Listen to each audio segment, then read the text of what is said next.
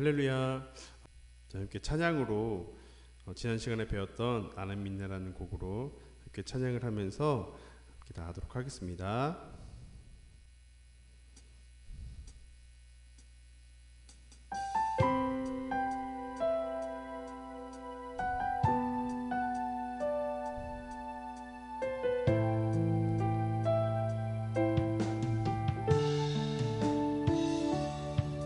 내게 허락하신 시련을 통해 나의 믿음 더욱 강하게 자라나고 험한 산과 골짜기 지나는 동안 주께 더 가까이 나를 이끄시네. 내가 겪는 시험이 어렵고 힘겨워도 내 주님보다 크지 않네. 내 앞에 바다가 갈라지지 않으면 주가 나로 바다 위 걷게 하리. 나는 주의 능력으로 내 삶 새롭게 되리. 나는 믿네. 주의 능력으로 담대히 나가리라. 주와 함께 싸워 승리하리라. 날마다 믿음으로 난 살아가리. 다시 한번 고백합시다. 내게 허락하신 시련을 통해 나의 믿음 더욱 강하게 자라나고 험한 산과 골짜기 지나는 동안 주께 더 가까이 나를 이끄시네. 내가 겪는 시험이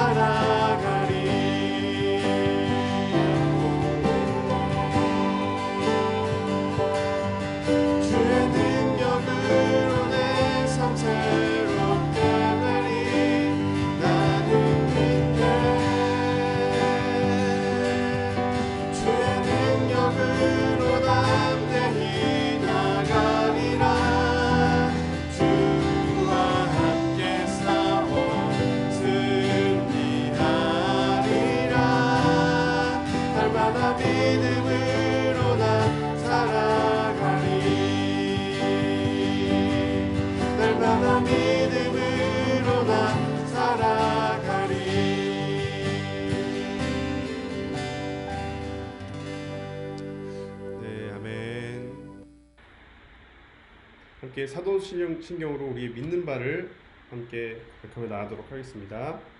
나는 전능하신 아버지 하나님 천지의 창조주를 믿습니다. 나는 그의 유일하신 아들 우리 주 예수 그리스도를 믿습니다. 그는 성령으로 잉태되어 동정녀 마리아에게서 나시고 본디오 빌라도에게 고난을 받아 십자가에 못 박혀 죽으시고 장사된 지 사흘 만에 죽은 자 가운데서 다시 살아나셨으며 하늘에 오르시어 전능하신 아버지 하나님 우편에 앉아 계시다가 거기로부터 살아있는 자와 죽은 자를 심판하러 오십니다. 나는 성령을 믿으며 거룩한 공교회와 성도의 교제와 죄를 용서받는 것과 몸의 부활과 영생을 믿습니다. 아멘. 제17장. 아브라함이 99세 때 여호와께서 아브라함에게 나타나서 그에게 이르시되 나는 전능한 하나님이라. 너는 내 앞에서 행하여 완전하라.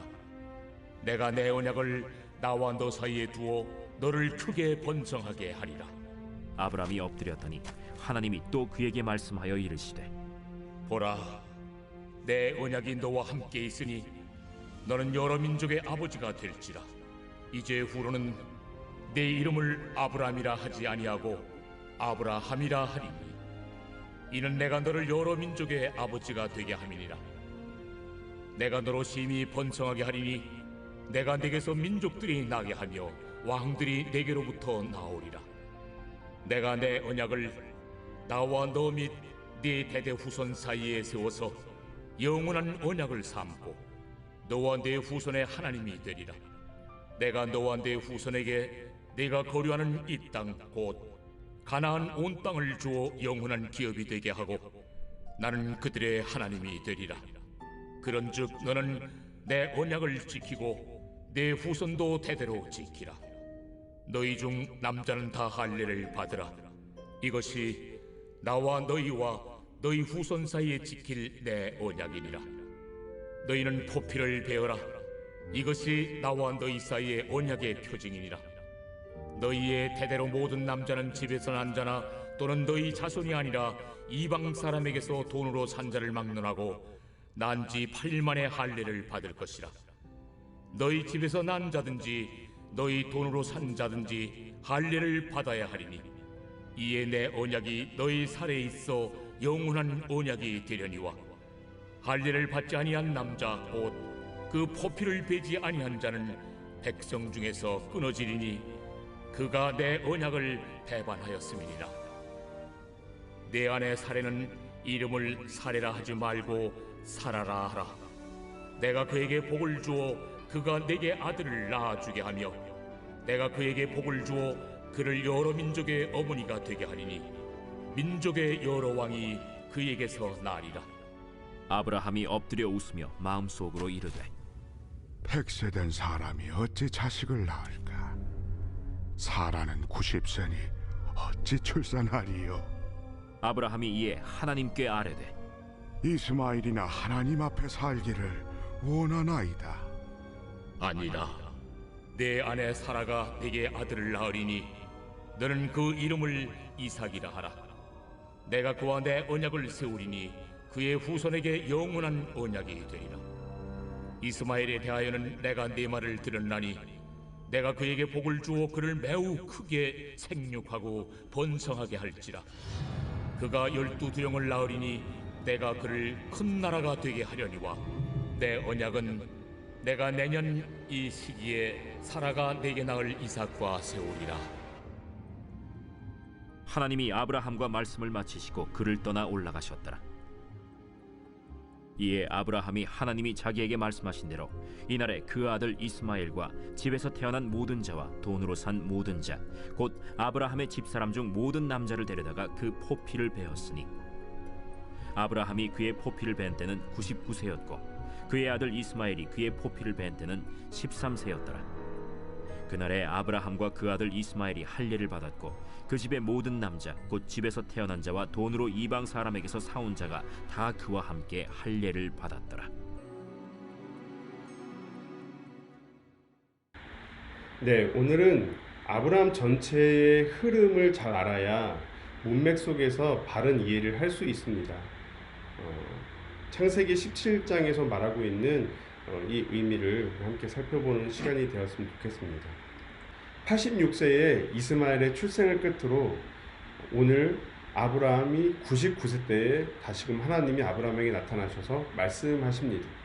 나는 전능한 하나님이라 너는 내 앞에서 행하여 완전하라 라고 처음에 말씀하십니다. 오늘 이 성구를 통해 어떤 분들은 하나님께서 아브라함에게 행하여 완전하라고 말씀하셨다는 그 근거를 들어서 사람은 하나님 앞에 온전할 수 있다고 말씀하시는 분들이 더러 있습니다. 때론 이 땅을 살면서 그리스도인답게 도덕적이고 윤리적인 삶을 온전히 살 수 있다고 주장하며 하나님이 하신 명령이기에 사람은 온전히 할 수 있다는 근거가 된다 말합니다. 여러분이 볼 때는 이 구절을 보고 어떠한가요? 온전하지 못하고 완전할 수 없는데 지금 하나님이 아브라함에게 이렇게 말씀하신다면 그럼 하나님이 하신 말씀이 거짓말이라고 혹시 생각될 수 있지 않나요? 그렇기 때문에 많은 분들은 봐라, 하나님께서 이렇게 전능한 하나님 바로 내 앞에서 아브라함에게 행하여 완전하라고 말씀하셨기 때문에 사람은 온전할 수 있다 말씀을 하시는 분들이 계십니다. 자, 그렇다면 먼저 여러분 스스로 이 구절을 잠시금 생각을 해보면서 생각해보는 시간 한 10초 정도를 갖겠습니다. 지금부터 10초를 타이머로 세겠습니다.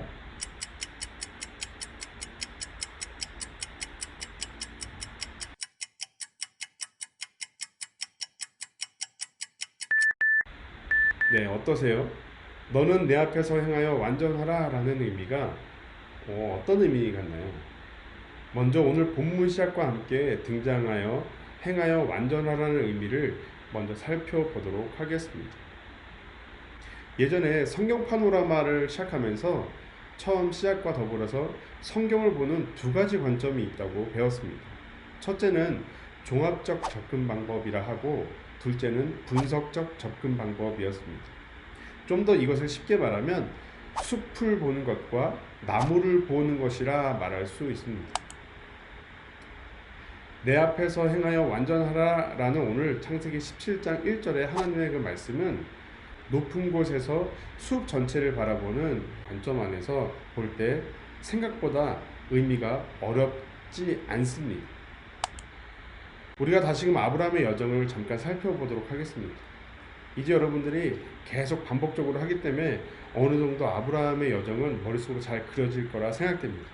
아브라함의 여정은 하나님이 부르시고 아브라함에게 하신 약속으로 창세기 12장을 통해 우리가 시작되는 것들을 계속적으로 보고 기억하고 있습니다.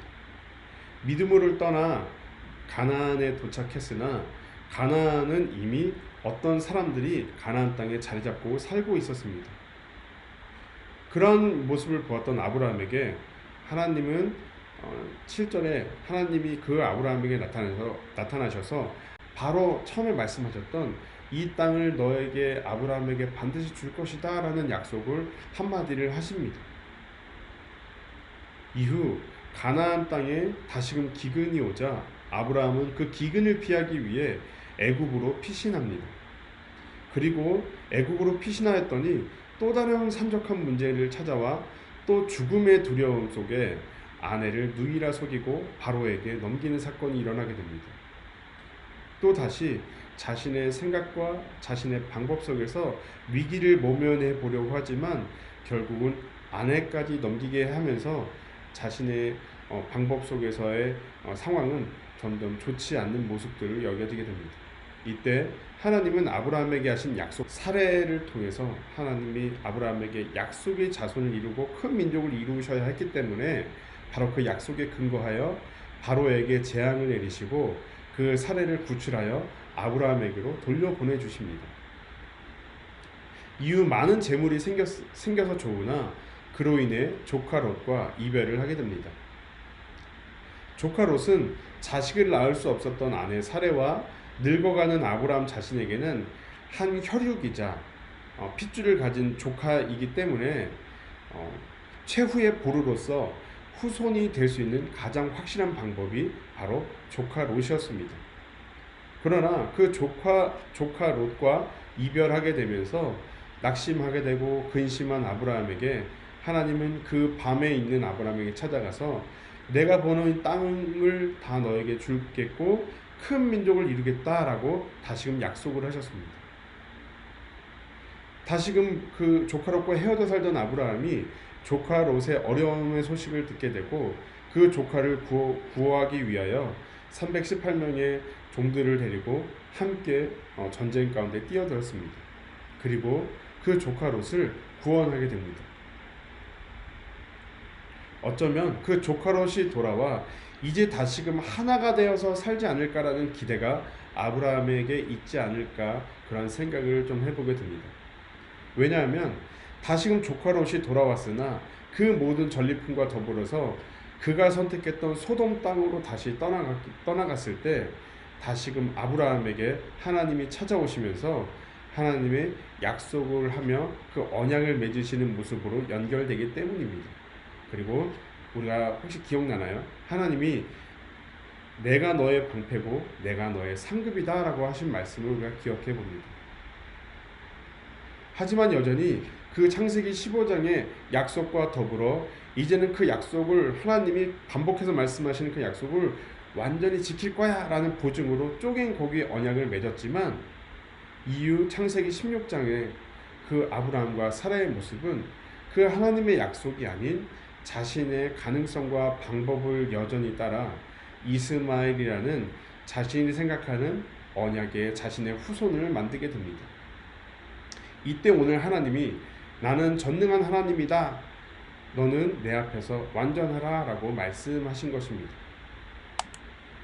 여러분, 하나님께서 아브라함을 부르시고는 아브라함에게 놓인 다양한 상황, 아내의 불임, 기근, 죽음의 위협, 전쟁, 그 헤어짐 상황 속에서 아브라함의 어떠한 행동을 하라고 요구하셨던 적이 있나요? 이 표를 한번 우리가 기억해보고 앞에 있었던 우리가 읽었던 내용들을 한번 떠올려 보시기 바랍니다. 아브라함을 부르실 그 시작부터 한결같이 하나님은 한 가지만 말씀하고 있습니다. 아브라함아, 내가 너에게 약속했지. 내가 보는 이 땅을 너에게 줄 거야. 너를 통해 큰 민족을 이룰 거야. 내가 바로 너에게 약속을 했어. 끊임없이 하나님은 한 가지, 하나님이 아브라함에게 하셨던 그 약속을 반복해서 말씀해 주셨습니다. 우리 아브라함도 한결같은 모습을 지녔습니다. 분명 하나님의 약속을 믿고 갈 바를 알지 못함 가운데 믿음으로 그 여정의 발걸음을 시작하고 떠났지만 그 이후에 사실은 아브라함의 모습을 살펴보면 그때마다 그의 상황 속에서 아브라함이 생각할 수 있을 만한 실현 가능할 법한 자신의 방법, 생각, 지혜 그리고 스스로 그 약속의 후손을 낳아보려 하여 얻은 결과물 이스마엘을 통해서 이 창세기 16장까지의 모습을 보여주고 있습니다. 그 이후 하나님이 아브라함에게 말씀하신 오늘 본문 1절은 아브라함이 바로 13년이 지난 침묵의 시간 뒤에 99세 때에 하나님이 말씀하신 것입니다. 어떤 학생이나 어떤 청년들이 이런 질문이 있을 수 있겠습니다. 전사님, 저는 아브라함이 그래도 믿음의 조상이라고 배웠고 많은 목사님, 전사님들이 말씀을 하시고 설교를 하실 때 믿음의 사람으로 들었습니다. 그런데 지금 아브라함의 모습은 너무 폄훼를 당하는 것 같아 보입니다 라고 생각이 들 수도 있을 것 같습니다. 정말 이 표를 보면 아브라함은 처음에 하란을 떠날 때 어떤 믿음으로 떠났다라는 것 말고는 그렇게 하나님의 약속을 믿었다기보다는 자신의 생각, 자신의 지혜, 자신의 방법 안에서 그냥 끊임없이 맴돌고 있는 모습이 나타나고 있기 때문입니다.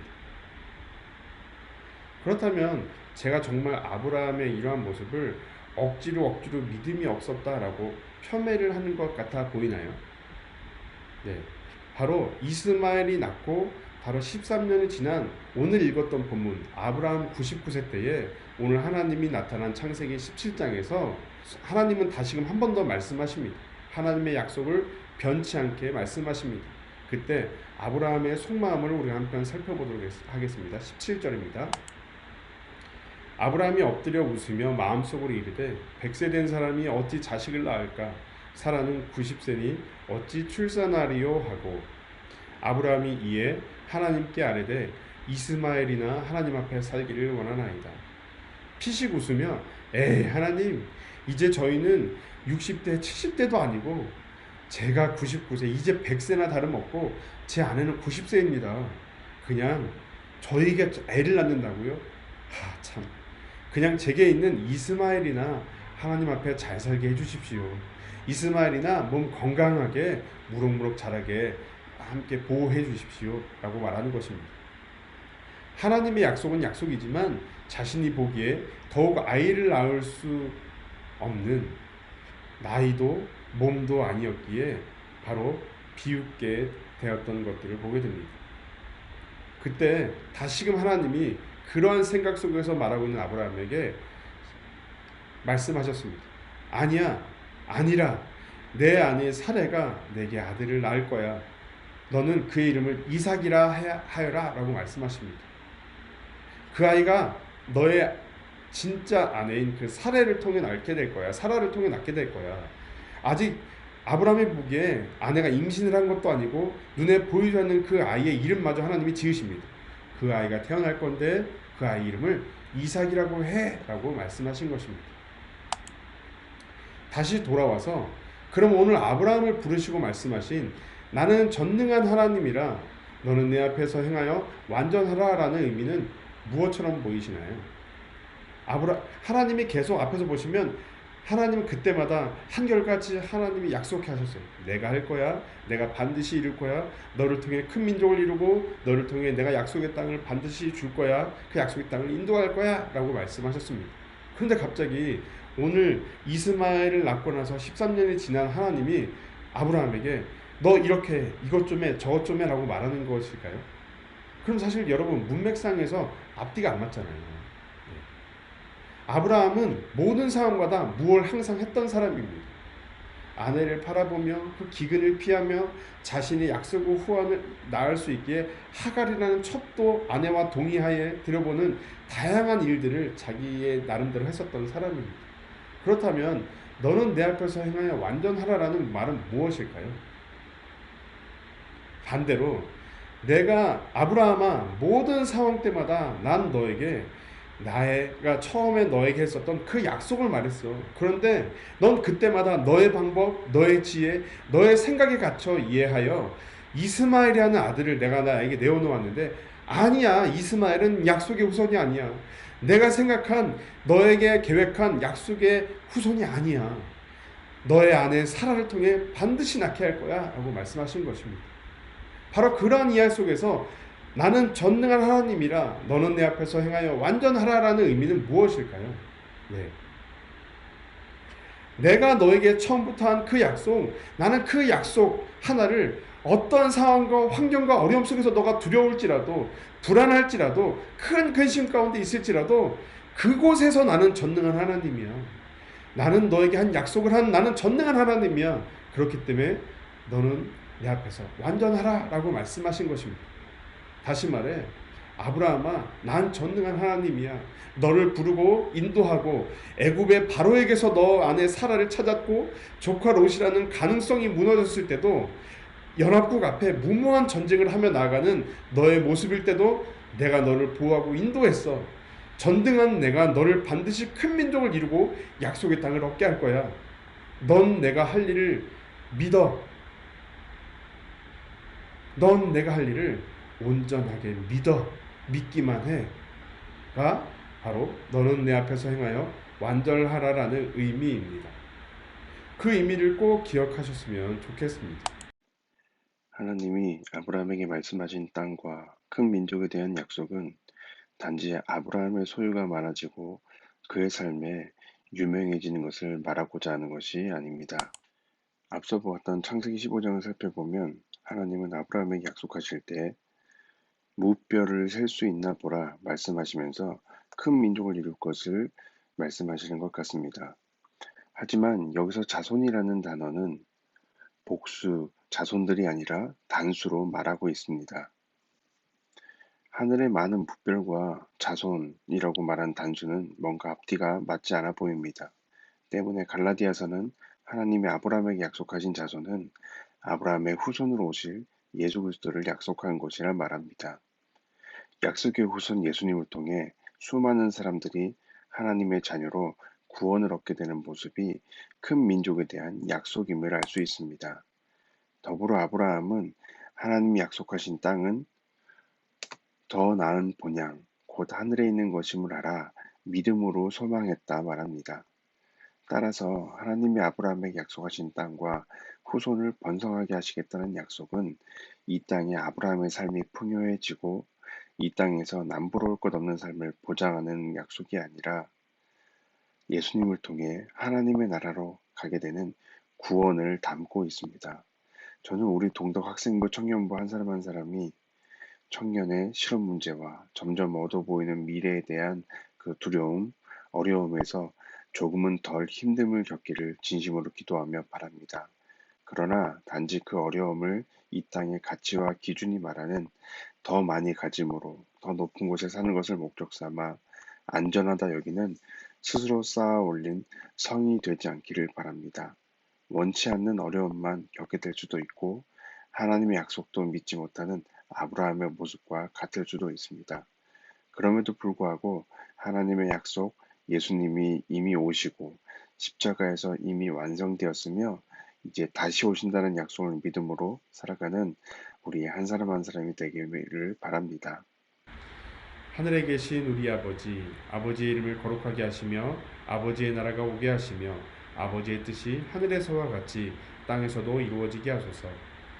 오늘 우리에게 일용할 양식을 주시고 우리가 우리에게 잘못한 사람을 용서하여 준 것 같이 우리 죄를 용서해 주시고 우리를 시험에 빠지지 않게 하시고 악에서 구하소서. 나라와 권능과 영광이 영원히 아버지의 것입니다. 아멘. 네, 감사합니다. 이왕이면 꼭 그 유튜브 정보란에 링크를 통해서 저희 이렇게 이름하고 또 간단한 퀴즈를 한번 참여하면서 그것까지 해서 맞춰주시기를 부탁드려 보도록 하겠습니다.